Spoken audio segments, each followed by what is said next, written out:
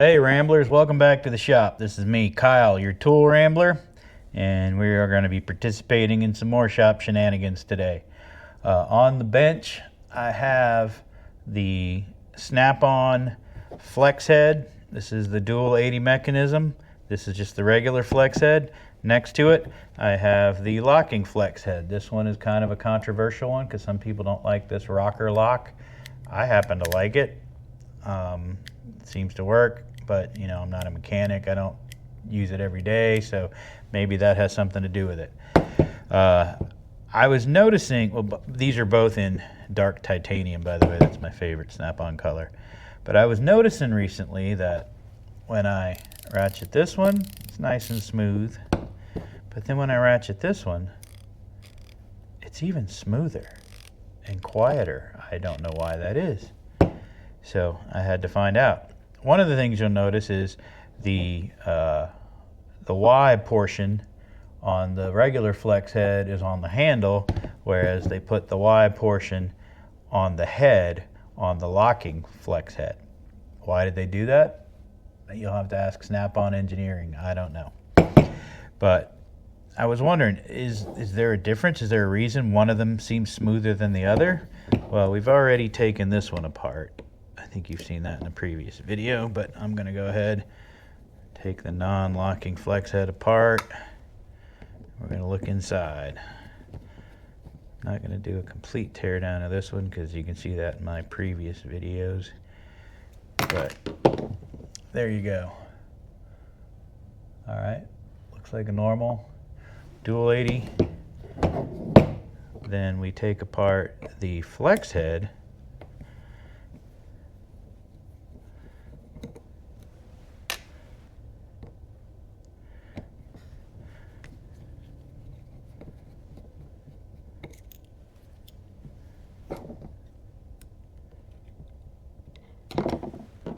And immediately you notice a difference.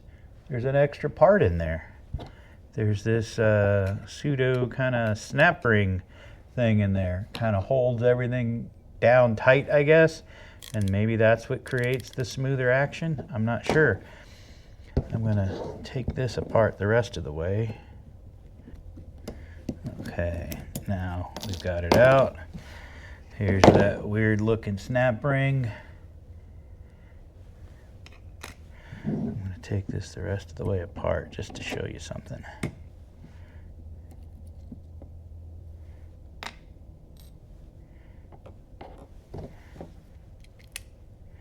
Okay, ball bearing. All right, so if you look closely, there is a groove machined right in here that is not in this one. I'm not going to take that one apart, but I will show you this. The head on this one, let me zero this out first. Oh, it is zeroed. The head on the locking snap ring, can you see that? It is, we got a good measurement on that, 0.584, you know, just a little over 0.58, whereas on this one, make sure I'm measuring it right, yep, 0.54. So it is significantly thicker, and that allows for the space for that snap ring. Why did they do that? I'm not sure. The only thing I can think of is maybe it holds the mechanism together a little tighter, and that leads to a smoother action. But I did notice, I went online and looked, and when you're ordering the parts kits, one of the parts kits comes with the snap ring, one of them doesn't. So somewhere along the lines they changed it. I did notice this one is the FHLX80B, whereas this one is the FHLF80A. I don't know if that A, B makes a difference.